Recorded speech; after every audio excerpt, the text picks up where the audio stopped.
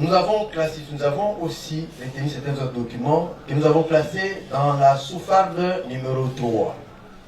Dans cette sous-farde, nous avons les documents que nous avons obtenus après réquisition faite à l'ANER, service de renseignement ANER. Nous avons donc requis l'ANER pour nous permettre d'analyser certains appareils saisis chez le prévenu Mwanga Tchouchou. Il y a eu des ordinateurs, il y a eu des appareils de communication, des caméras et tout cela. Et l'ANER, après avoir fait des analyses techniques, nous a fait un rapport. Il est apparu dans ces rapports de l'ANER que, à partir de documents retrouvés dans les analyses, que l'honorable Mwanga Tchouchou est très lié au Rwanda. Il a beaucoup d'activités au Rwanda, notamment qu'il serait membre de la diaspora rwandaise. Il y a des projets de développement du Rwanda, des investissements pour développer le Rwanda, qui sont contenus dans ces rapports. Il y a des activités, il y a des investissements,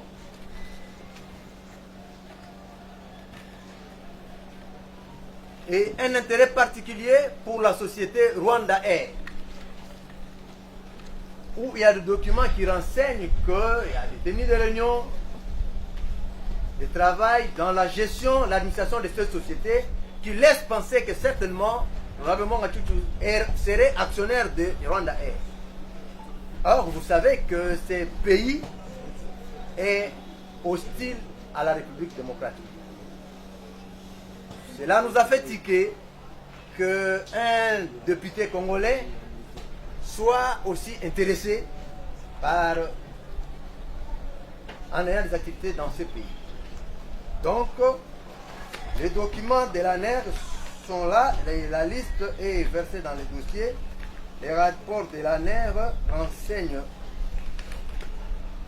notamment que le rapport est versé dans les dossiers, je pense à la côte 4, dans la sous-farde.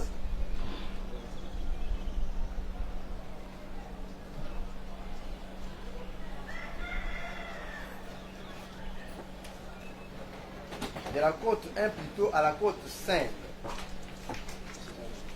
Et cette sous-farde, nous pouvons notamment citer par exemple les détails de certains éléments découverts. 1. Le ministère des Affaires étrangères, la Direction générale des diasporas, mesures prises pour la diaspora rwandaise, le rapport de la compagnie Rwandair, vente de billets, de réunions et tout cela, résumé d'une présentation de projet 10-35, renforcement des liens entre la diaspora et le gouvernement rwandais afin de promouvoir le développement et l'investissement. Le jugement de la juridiction populaire appelée communément Gachacha dans le secteur de Mubuga, d'ici de Karongi. 3 photocopies des passeports rwandais, bon, qui ne sont pas établis en son nom, mais quand même de passeports rwandais qui sont trouvés là-bas. Réunion avec le personnel du Rwanda Air Express. Rapport sur le contrôle de gestion des stocks du camp de Muginanteko, un camp qui est construit dans le Rwanda. Et il y a des rapports de gestion de ces camps-là. Demande de passeport de la Direction générale de l'immigration rwandaise. Pas demande faite en son nom, mais pour quelqu'un d'autre. Devis de construction d'une maison d'habitation à la commune de Remera, au centre de Kigali. Demande de permis de conduire rwandais.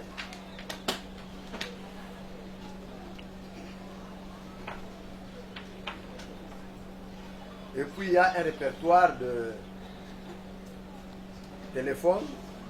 Et la liste est dans le dossier. Il y a des billets de voyage Kinshasa-Kigali. Réservation dans les hôtels. et quelques notes de perception de la DGRAD du Congo, de la République démocratique du Congo.